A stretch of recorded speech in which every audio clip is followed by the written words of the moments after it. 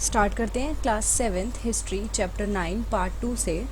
इसके पहले वाले पार्ट के लिए आप डिस्क्रिप्शन बॉक्स में चेक कर सकते हैं। Painting for patrons, the tradition of miniatures. Another tradition that developed in different ways was that of miniature painting. एक और चीज़ जो काफ़ी डेवलप हो रही थी वो थी मिनिएचर पेंटिंग। अब मिनिएचर में मतलब क्या होता है, नाम से जैसे पता चल रहा है मिनी छोटा, यानी ये क्या होती है, स्मॉल साइज पेंटिंग होती हैं जो पानी के मतलब वाटर कलर से करी जाती थी क्लोथ्स पे या फिर पेपर पे। The earliest miniatures were on palm leaves और वुड। जो सबसे पहले शुरुआत की जो मिनिएचर थी वो पाम लीव्स पे करी जाती थी या वुड पे की जाती थी। Some of the most beautiful of these found in western India's were used to illustrate Jain text, यानी कि जो बहुत स्टार्टिंग की हैं जो दिखती हैं वेस्टर्न इंडिया में जो मिलती हैं वो जैन के जो टेक्स्ट होते हैं वो दिखाने के लिए यूज़ होती थी। The Mughal emperors Akbar, Jahangir and Shahjahan patronised highly skilled painters who primarily illustrated manuscript containing historical accounts and poetry. यानी कि ये जो जितने भी मुगल डायनेस्टी के थे इन्होंने क्या किया, काफ़ी सारे लोग थे जिनको ये लोग लाइक हायर भी करते थे और ये लोग क्या करते थे, उन्हीं की पेंटिंग्स वगैरह या मैन्यूस्क्रिप्ट्स वगैरह जिसमें हिस्ट्रिकल जो हिस्ट्री में चीज़ें हुई हैं वो लिखवाया करते थे। These were generally painted in brilliant colours and portrait court scenes, यानी कि बहुत ही अच्छे कलर्स यूज़ करके इसको बनाया जाता था और कोर्ट के सीन या फिर सीन ऑफ बैटल ये सब दिखाए जाते थे, हंटिंग के सीन्स और कई और पार्ट्स जो होते थे वो इन पेंटिंग्स से दिखाते थे। They were often exchange as gift and were viewed only by an exclusive few, the emperor had and his close associate। यानी कि ये गिफ्ट की तरह भी एक्सचेंज होते थे और जो एम्परर और उनके दोस्त वगैरह होते थे वो इनको क्या करते थे, चेंज करते थे। With the decline of the Mughal empire many painters moved out of the court of the emerging regional states.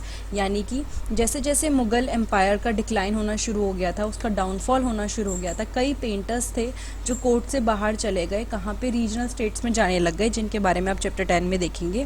As a result Mughal artistic taste is influence the regional court of the Deccan and the Rajput court of Rajasthan. क्योंकि मुगल जैसे जैसे downfall हो रहा था तो जो उनके painter थे वो और जगह पे जा रहे थे, तो डेक्कन के जो कोर्ट थे वहाँ पे प्लस राजपूतों के जो कोर्ट थे वहाँ पे ये चीज़ें देखी जाने लग गई। At the same time they retained and develop their distinctive characteristic. और सेम टाइम पे क्या हो रहा था, उनकी खुद की एक जो एक मतलब होती है ना क्वालिटी थी वो रिटेन रही, वो उनके अंदर रही। Portraits of ruler and court scene came to be painted following the Mughal example. यानी कि जितने भी कोर्ट के सीन होते थे या रूलर्स के जो पोर्ट्रेट्स होते थे वो धीरे धीरे पेंट करे जाने लग गए, जैसे कि आपने मुगल का एग्जाम्पल देखा।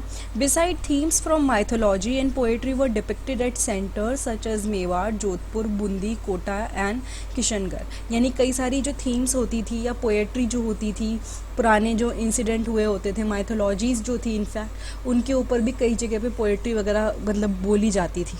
Another region that attracted miniature painting was the Himalayan foothill around the modern day state of Himachal Pradesh. ठीक है, जो आजकल का आज जिसको हम हिमाचल प्रदेश बोलते हैं वहाँ की बात है, वहाँ भी काफ़ी इस पेंटिंग पे काम हुआ, काफ़ी उसको मतलब रिकॉग्नाइज किया गया। By the late 17th century this region had developed a bold and intense style of miniature painting called Basohli. तो 17th सेंचुरी के लास्ट तक आते आते इन लोगों ने एक बहुत ही अच्छा बोल्ड, ज़्यादा सा मतलब एकदम से उभर के आने वाला एक स्टाइल उन्होंने मिनिएचर पेंटिंग का डेवलप कर लिया था, जिसको भसोली बोला गया। जो बहुत पॉपुलर टेक्स्ट हैं जो पेंटेड होते हैं वॉज भानुदत्तास रसम मंजरी। ठीक है, the most popular text to be painted here was, जो सबसे ज़्यादा टेक्स्ट जो पॉपुलर हुए उसका नाम है Bhanudatta Rasamanjari. Nadir Shah invasion and the conquest of Delhi in 1739 resulted in the migration of Mughal artist to the hills to escape the uncertainty of the plains. यानी कि पहले प्लेन्स में थे, दिल्ली वगैरह की साइड रहते थे ये पेंटर्स, लेकिन जब नादिर शाह ने इन्वेड किया, ठीक है, दिल्ली के ऊपर अपना हक जताने लग गए, तो वहाँ पे क्या हुआ, जो वहाँ के मुगल आर्टिस्ट थे जो ये पेंटिंग वगैरह करते थे ये धीरे धीरे हिल्स की तरफ जाने लगे। पहले ये प्लेन में रह रहे थे, मतलब दिल्ली वगैरह के पास रह रहे थे, हिल मतलब पहाड़ी इलाका, प्लेन मतलब जैसे कि दिल्ली एरिया हो गया। Here they found ready patrons which led to the founding of the Kangra school of painting. यानी कि यहाँ पे क्या हुआ, उनको कई सारे लोग मिले जिन्होंने क्या करा, एक प्रॉपर एक स्कूल स्टार्ट किया तो लोगों को जो भी आर्टिस्ट वगैरह आए उनको ऐसे लोग मिल गए जो इन्वेस्ट करने के लिए तैयार थे, जो पैसा लगाने के लिए तैयार थे, जो ऐसी ऑर्गेनाइजेशन जो उसको उनको सपोर्ट करने के लिए तैयार थी। तो धीरे धीरे उन्होंने स्कूल ऑफ पेंटिंग खोला। By the mid 18th century the Kangra artist developed a style which breathe a new spirit into miniature painting. तो ये जो कांगड़ा के आर्टिस्ट थे उन्होंने एक नया तरीका निकाला जिससे मिनिएचर पेंटिंग और अच्छे से हो पाए। उसके बाद the source of inspiration was the Vaishnavite traditions. ठीक है, अब इसका जो इंस्पिरेशन था वो वैष्णवाइट ट्रेडिशन था, सॉफ्ट कलर जिसमें कि कूल ठंडे जो ब्लू और ग्रीन कलर होते हैं वो सब यूज़ करे। एक लिरिकल ट्रीटमेंट हुआ थीम्स का, ठीक है, जिसकी वजह से कांगड़ा पेंटिंग के बारे में पता चला। Remember that ordinary women and man painted as well on pot wall floors cloth work of art that have occasionally survived unlike the miniature that were carefully preserved in palace for centuries. यानी कि अब यहाँ पे ordinary women और man भी paint किए जाने लग गए, जो कि अलग था मिनिएचर पेंटिंग से जो मुगल के टाइम पे होती थी। क्यों? उसमें सिर्फ राजा महाराजाओं के बारे में होता था और सिर्फ पैलेस में ही लोग उसको देख सकते थे, उन्हीं के दोस्त देख सकते थे। लेकिन अब ये चीज़ चेंज हो चुकी थी, अब जो ऑर्डिनरी लोग थे वो भी इसको देख सकते थे। A closer look Bengal the growth of regional language. As we saw at the outset we often tend to identify region in term of the language spoken by the people. हमने जैसे बोला है कि हम रीजन के थ्रू या फिर language के थ्रू हम लोग को पहचान लेते हैं, कि जैसे अगर हम बोलते हैं तेलुगु है, तमिल है, बंगाली है, तो मतलब बंगाली जानते होंगे, उस रीजन से बिलोंग करते होंगे। So we assume that people in Bengal always spoke Bengali. तो हम ये अपने आप ही मान लेते हैं कि जो लोग बंगाल के हैं वो बंगाली बोलते हैं। However what is interesting is that while Bengali is now recognised as a language derived from Sanskrit, early Sanskrit text suggest that the people of Bengal did not speak Sanskritic language. यानी कि ये इंटरेस्टिंग है नोट करना कि बंगाली को क्या बोलते हैं, लैंग्वेज, एक ऐसी लैंग्वेज जो संस्कृत से ली गई है। अर्ली संस्कृत टेक्स्ट क्या सजेस्ट करते हैं, जो लोग हैं बंगाल के, people of Bengal did not speak Sanskritic language, यानी कि वो, हम ये बोलते हैं कि बंगाल संस्कृत से ली गई है, लेकिन अगर देखें तो ये पता चला है कि जो पहले लोग थे शुरुआत के वो कभी भी संस्कृत नहीं बोलते थे। How then did the new language emerge. तो फिर हम कैसे कहते हैं कि कोई नई लैंग्वेज इमर्ज हुई है पुरानी से। फ्रॉम द 4th-3rd century BCE commercial ties began to develop between Bengal and Magadha. यानी कि क्या हुआ था, जो ये ट्रेड वगैरह या बाकी चीज़ों को लेके आपसी संबंध बनने लग गए थे बंगाल में और मगधा में, साउथ बिहार में, which may have led to the growing influence of Sanskrit, जिसकी वजह से संस्कृत की इन्फ्लुएंस पड़ी होगी। During the 4th century the Gupta ruler establish political control over north Bengal and began to settle Brahmins in this area. अब गुप्ता रूलर्स ने क्या किया था, बंगाल पे थोड़ा कंट्रोल ले लिया था, नॉर्थ बंगाल पे, और ब्राह्मण वहाँ पे सेट होने लग गए थे, वो मतलब उस जगह पे सेटल होने लग गए थे। दस the linguistic and cultural influence from the mid Ganga valley became stronger. तो अब जो ये इन्फ्लुएंस था ये थोड़ा ज़्यादा होने लग गया। In the 7th century, the Chinese travelers Huazhang observed that languages related to Sanskrit were in use all over Bengal। यानी कि अब लोगों ने क्या देखा, जो चाइनीज़ ट्रैवलर थे Huazhang, इनके बारे में हमने कई बार पढ़ा है, उन्होंने ऑब्जर्व किया कि जो लैंग्वेजेस हैं संस्कृत से रिलेटेड वो बंगाल में यूज़ हो रही हैं। From the 8th century, Bengal became the center of a regional kingdom under the Palas। यानी कि अब बंगाल क्या बन गया था, एक मेन किंगडम का, रीजनल किंगडम बन गया था पलास के मतलब अंडर में, ये भी हम पढ़ चुके हैं। Between the 14th and 16th century, Bengal was ruled by sultans who were independent of the rulers in India. यानी कि बंगाल को रूल करा गया था उन सुल्तानों ने, ठीक है, जो दिल्ली के रूलर्स हैं उनसे अलग अपना मतलब वो चला रहे थे काम। ये 14th और 16th सेंचुरी की बात है। इन 1586 जब अकबर ने बंगाल को जीता, it form the nucleus of the Bengal subah, while Persian was the language of administration, Bengali developed as a regional language. अब एक अलग ही उन्होंने बंगाल सूबा बना लिया। तो उस टाइम पे पर्शियन लैंग्वेज थी जो एडमिनिस्ट्रेटिव लोग या एडमिनिस्ट्रेशन में जो लोग थे वो यूज़ कर रहे थे, लेकिन बंगाली एक रीजनल लैंग्वेज की तरह वहाँ पे निकल के आई। In fact, by the 15th century, the Bengali group of dialects came to be united by a common literary language based on the spoken language of the western part of the region, now known as West Bengal। अब क्या हुआ 15 century तक क्या होने लग गया था, जो बंगाली ग्रुप था डायलेक्ट्स का, यानी कि डायलेक्ट्स क्या होते हैं, एक पर्टिकुलर फॉर्म ऑफ लैंग्वेज होती है जो एक स्पेसिफिक रीजन में ही बोली जाती है। तो ये सारे लोग जो एक लैंग्वेज बोलते थे एक रीजन के, वो लोग एक साथ हो गए कि हम एक ही लैंग्वेज में बात करेंगे। यूनाइटेड एक मतलब एक लिटररी लैंग्वेज थी जो वहाँ पे बोली जाती थी नॉर्मल वे में, तो उसके थ्रू वो यूनाइट हो गए। अब इसको हम आज वेस्ट बंगाल बोलते हैं, मोस्टली वहाँ बंगाली बोली जाती है। दस ऑल दो Bengali is derive from Sanskrit, it pass through several stages of evolution. तो इसके बारे में हमने स्टार्टिंग में भी पढ़ा था कि बंगाली ली गई है संस्कृत से, लेकिन इसमें कई सारे चेंजेस हुए हैं, इवोल्यूशन हुआ है। Also a wide range of non Sanskrit words derived from a variety of sources including tribal languages, Persian and European languages have become part of modern Bengali. यानी कि ऐसा नहीं है कि पूरी की पूरी संस्कृत से ही ली गई है, कई नॉन संस्कृत वर्ड्स जैसे कि जो ट्राइबल लैंग्वेजेस होती है वहाँ से भी, पर्शियन और यूरोपियन लैंग्वेजेस से भी कुछ वर्ड्स लिए गए हैं जिसको हम बोलते हैं मॉडर्न बंगाली। ठीक है। अर्ली बंगाली लिटरेचर में be divided into two categories. अगर आप बंगाली लिटरेचर देखो तो आप उसको दो पार्ट में डिवाइड कर सकते हो, one indebted to Sanskrit and the other independent. एक तो जो पूरी तरह से संस्कृत से रिलेटेड है और एक जो पूरी तरह से उससे अलग है। The first include translation of the Sanskrit epics, the Mangala kavyas and bhakti literature such is the biography of Chaitanya Deva, the leader of वैष्णव भक्ति मूवमेंट। यानी कि जो पहला है, यानी कि हमने पढ़ा ना कि जो बंगाली लिटरेचर है वो दो पार्ट में डिवाइडेड है, एक जो संस्कृत से काफ़ी रिलेटेड है, तो वो कहाँ से लिया गया है, संस्कृत के एपिक मंगला काव्या से लिया है, जिसमें बहुत सारी पोएम्स हैं, लोकल डाइटीज़ के बारे में हैं, और भक्ति लिटरेचर है। ठीक है, कई बायोग्राफीज़ हैं चैतन्य देवा जैसे, या फिर जो वैष्णव भक्ति मूवमेंट के लीडर थे उनके बारे में है। तो ये सब है जो संस्कृत से रिलेटेड पूरा का पूरा लिटरेचर है और जहाँ से बंगाली ली है। फिर सेकंड आता है जो बिल्कुल भी रिलेटेड नहीं है संस्कृत से, उसके बारे में लिखा है the second includes Nath literature such as the song of Mainamati and Gopi Chandra, stories जिसमें धर्मा ठाकुर के बारे में बात हो रही है, फोक टेल्स है और सब कुछ है। The texts belonging to the first category are easier to date as several manuscripts have been found indicating that they were composed between the late 15th and mid 18th century।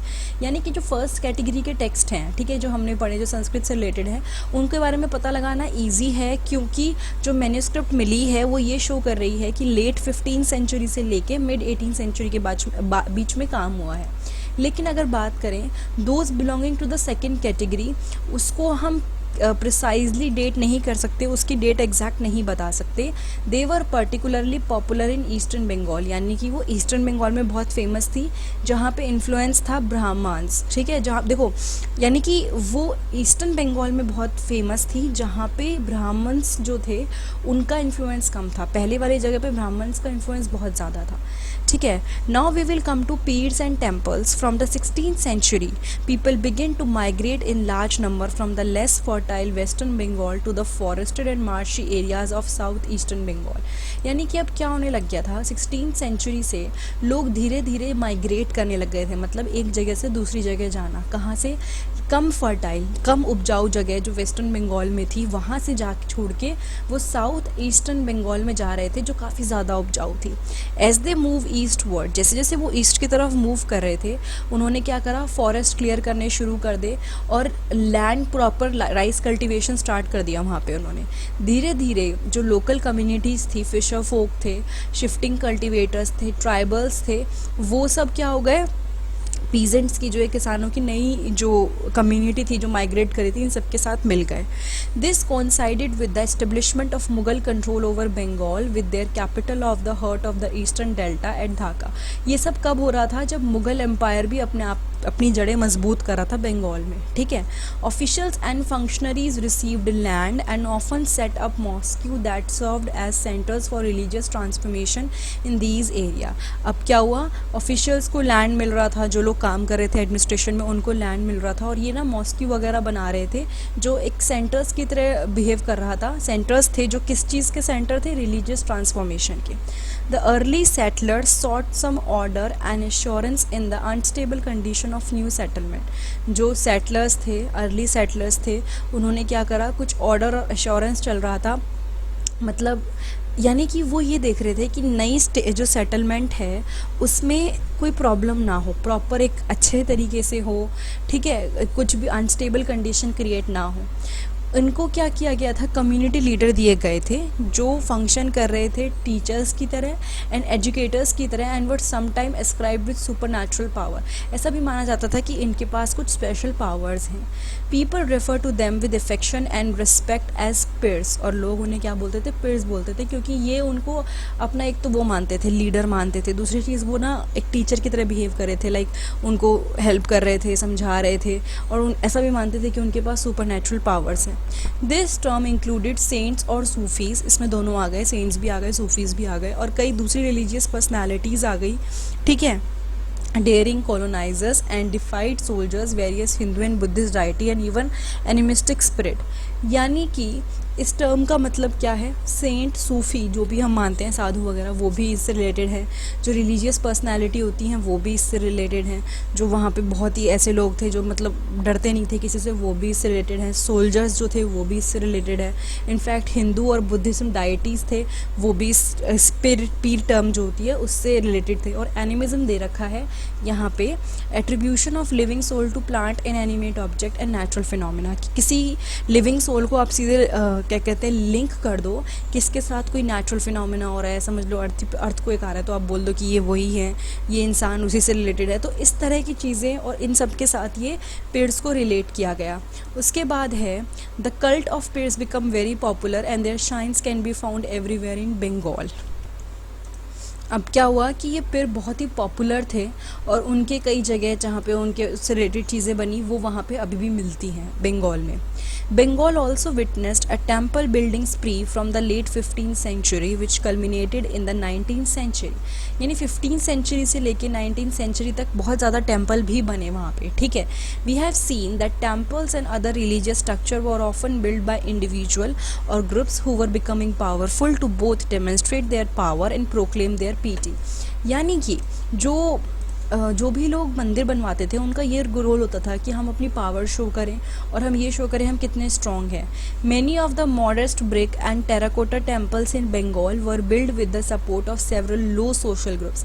यानी कि बहुत सारे temples ऐसे थे जिनको लो मानते थे कि ये सोसाइटी से बिलोंग नहीं करते, छोटे लोग हैं, उनकी हेल्प से बनाए जाते थे। सच एज कोलू यानी जो ऑयल प्रेसर्स थे, कंसारी जो बेल मेटल वर्कर्स थे, ठीक है, इन लोगों से काम करवाया जाता था मंदिर बनवाने का।